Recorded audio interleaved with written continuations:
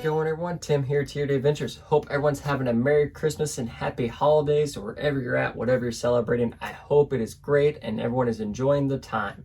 So, you heard me talk about a little bit, switching over to winter mode, a little bit of some maintenance and stuff like that. So, I figured knock out a little video today, going over that, type of what all do I do as far as my rigs. Don't have to do everything, but if it's something, if you learn something or take anything from it, that's a win. We're just going to use here, I'm not actually going to tear my Class 2 truck apart right now. I have most components individually. It just makes it a little bit easier to show some things and stuff like that.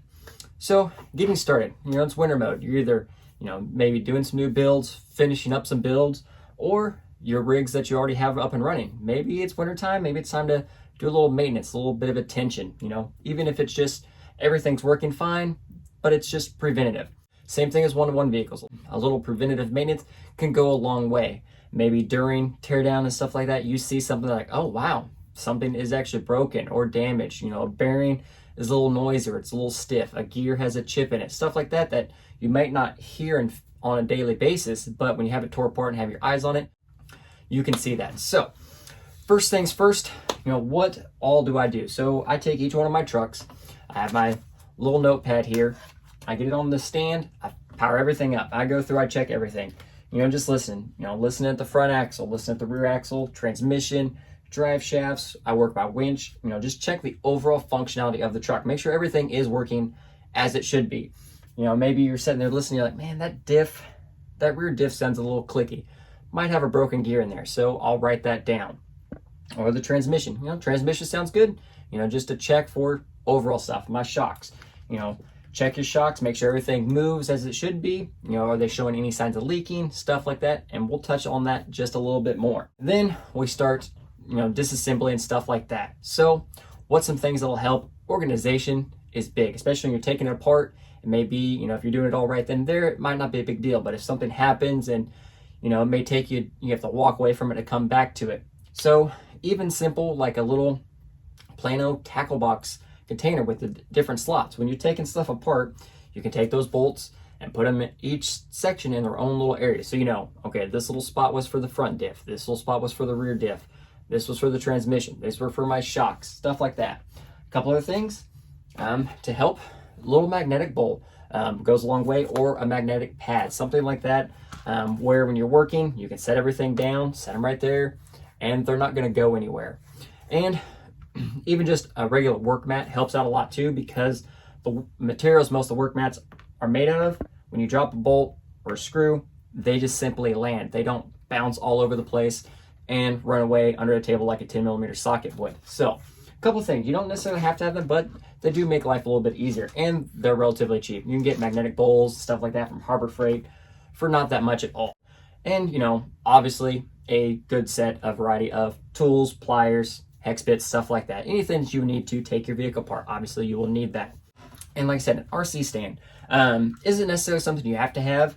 It can work just fine taking the truck apart here, but sometimes putting it on an RC stand, does help. So you can spin it around as you're taking stuff apart, getting better angles at stuff like that. And they're not too expensive. You can get one simply like this off Amazon for like 15 or 20 bucks. A-Main has a variety of them, Tower Hobbies, lots of places. There's a variety of them. Even your local hobby shops probably have a variety of stands. And some of these are just extra nice because, like this one right here, it does have a little magnetic strip here, so I can put some bolts down here. But also, part like this. I like this to put on your shocks. These can be used as shock stands. When you're putting together shocks, they can set right in here, and they're held straight up and stuff like that. So it has more uses than just holding the truck up. Next, some paper towels and some Q-tips. During this maintenance stuff, grease from the axles, shock oil, it can get a little messy. So definitely grab a roll of paper towels, clean stuff off as you go. Q-tips also help really good when you're taking some of these things apart, like the axles. You're pulling all your gears out. That Q-tip can help get in there and clean out all that extra grime, grit, anything like that, old nasty grease, anything in those small areas where sometimes the paper towel is just not enough. That Q-tip, a box of Q-tips will do wonders. If you're doing shocks, stuff like that, shock oil. There's a wide variety of shock oils and stuff out there. Most of my oils that I use are just simply the Team Pelosi shock oils. I got them in a variety pack in my hobby store. It went from like 15 weight all the way up to 50 weight. It was like 25 bucks for like every 5. There was a little deal of oil, so that'll help. Next up, grease. Also, again, wide variety of grease out there. Some people have their preference. Others just, as long as it greases, it greases. And that's kind of where I'm at. Cow RC makes a ton of maintenance items, greases, and cleaning stuff. So I think they actually have a couple different packs of different things that you can get to help clean, re-grease stuff, lube everything up, stuff like that. But I simply just have some multi-purpose vehicle grease that I use, just about everything. It does its job. It keeps everything lubricated, keeps everything nice. When you're applying said grease and stuff like that, that part can get a little messy. Sometimes you'll take a flat blade screwdriver and kind of poke that in there, or a Q-tip. Next thing I was found and started using were just some larger type syringes. You can get like a variety pack of syringes from Amazon for like $6 or $7, but I usually get a bigger one for the grease because grease is obviously thicker. And then simply stick it in the grease and I can pull it all out and fill it up, and it helps out really, really nicely. So like right here, just kind of going in, I can just a little bit of grease out just like that, not making a huge mess, spin around, get everything nice and greased up. So nice little kind of cheap little maintenance hack. These work great. I've been using this style for a while now, ever since I lost my grease gun. I don't know where that went. These are basically, for the most part, complete teardowns. I do this on all my rigs throughout winter. It can be a process depending on how many trucks you have, but definitely something, like your comp rig, stuff like that, something that you count on being at its optimal level and operating condition every time you take it to a course. Definitely something you want to do as far as your comp rigs, but also your trail trucks too. They may not see the extreme obstacles and crawling your comp trucks have, but they're a big part of your just overall fun. If you're out, on a nice trail with everyone, you're an hour and a half into a trail, and then something goes wrong with your truck, like a bearing seizes or a gear break, stuff like that, that you could have seen a little bit sooner if you had taken them apart and just, take a good look at them, clean everything up, be like, oh man, that gear's broken. That's going to be a problem. Let me go ahead and take care of that. It's just something that, in my opinion, needs done on a regular basis. So, have the truck completely tore apart here. So one thing I'll do, drive shafts, I'll go through the drive shafts and I'll look, just move joints, everything around, see if anything, any bit of binding, any bit of grinding there. And then the splines too, make sure the drive shaft, everything slides good. So if like have a drive shaft, like a wild boar or something, or even an incision shock, and say you have like a bird and you're like, man, this just doesn't slide smooth. So stuff like that, like on the splines, that's something you can honestly simply take like some Scotch-Brite or a small file or some emery cloth, and you can just, see the burr. You can just do a little bit of cleaning up there, and boom, everything's solved, everything's happy. Now, next up after drive shafts, I move on to shocks. Now, sometimes this is the messiest or the dirtiest part of it. So one thing, you have all your shocks out, give your shocks a good look over.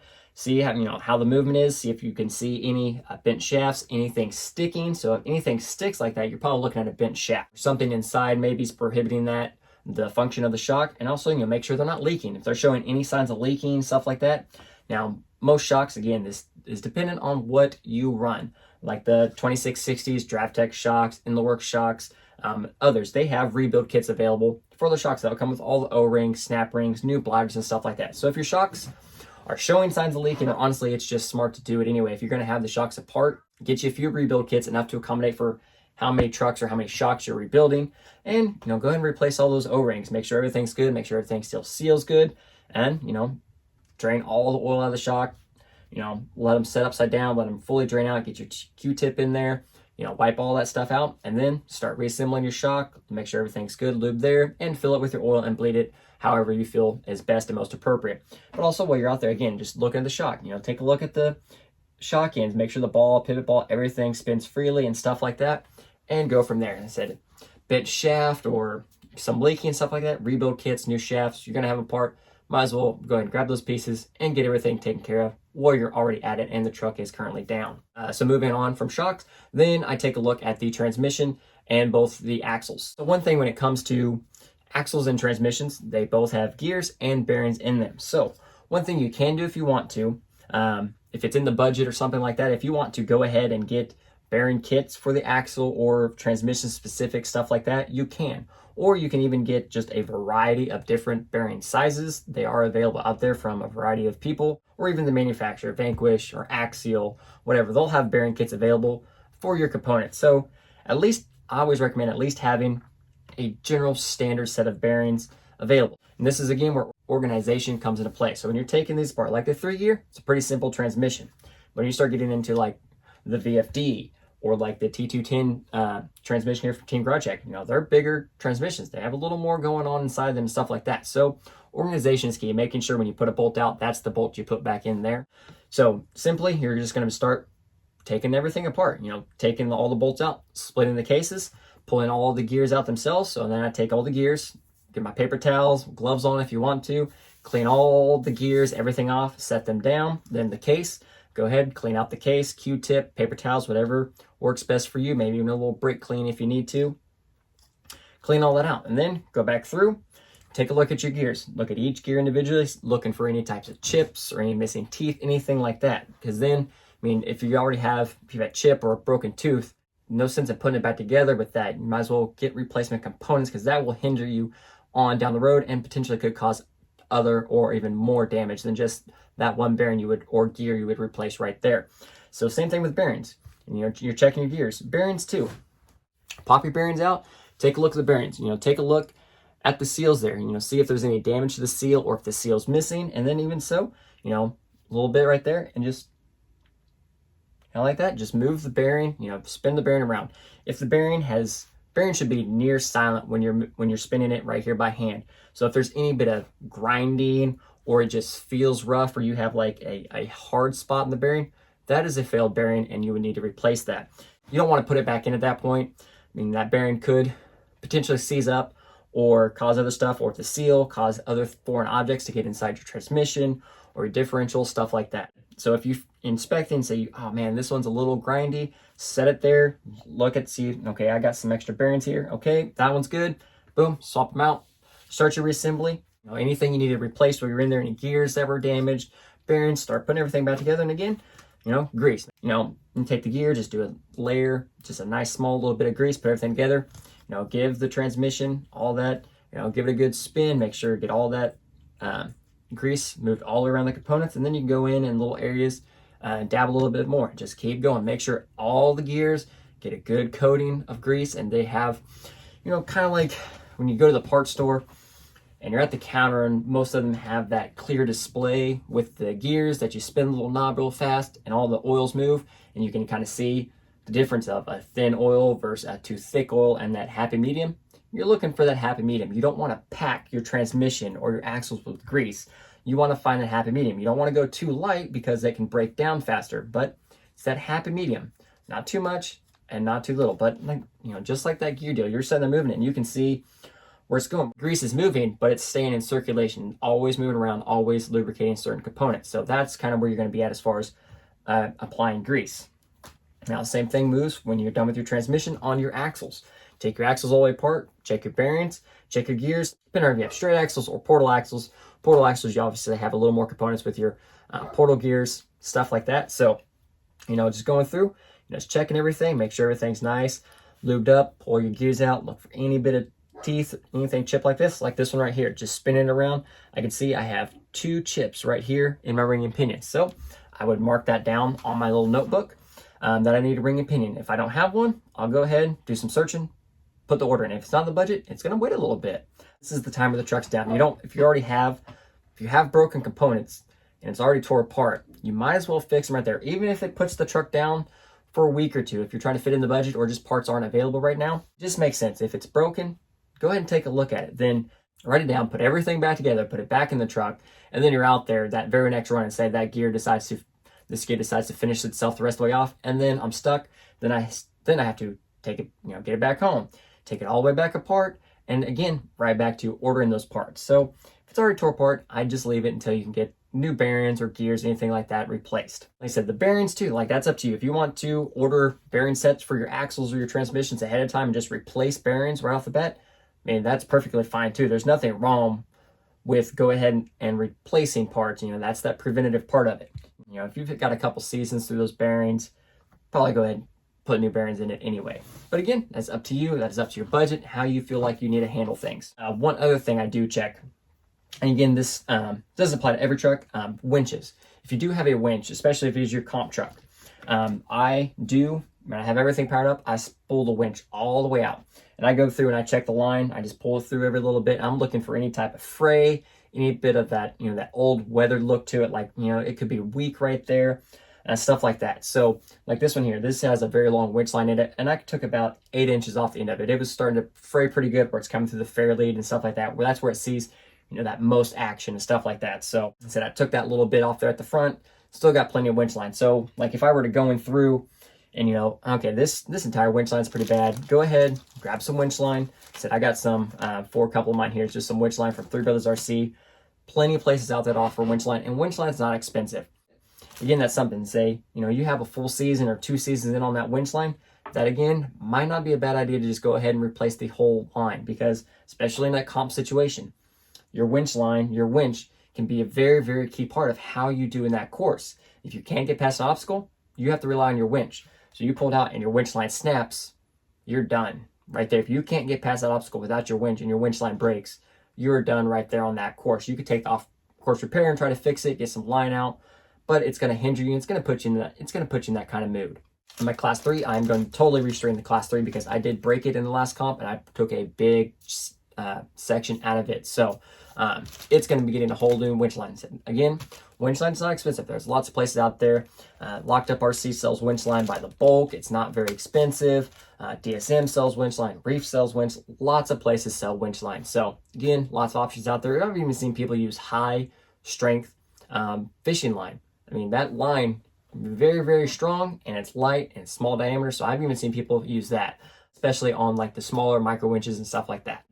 Maintenance, it can be grueling. It can just be, you know, one of those like fun modifications, but it's something that needs done. And also, I mean, it depends on how you enjoy it. Like I do enjoy the building of a truck. So even that part, I like the tear down and I like the reassembly. Now, as far as the cleaning process, that's the part I don't like. That can get kind of time consuming. So that'll pretty much wrap this one up. Like I said, this is just what I do on my trucks. It takes me a good little bit to run through all of the trucks. Now, sometimes I can skip, like if it was a new build, like the class 3, I know that's a very fresh build. I know that transmission's pretty fresh, so I can skip a couple parts just because I know they're very fresh or very new, or that I was just into part of that car. So that's something taking. Not all your trucks you need to go all the way down into. Like the shocks this year for my class 1 and 2, I cheated. I just bought all new shocks. I'm not rebuilding them. I'm going to have them as extra, and I got a couple builds that I want to get started on here pretty soon. So I cheated. I bought all new shocks. Already assembled, already filled with oil. In the meantime, I hope you enjoyed the video. If you did, hit that like button, subscribe to the channel down below if you haven't already. Any comments, questions down below, as always, put them down there. I'll do my best to answer everybody. And again, everyone, have a great one out there. Merry Christmas, Happy Holidays, and crawl on.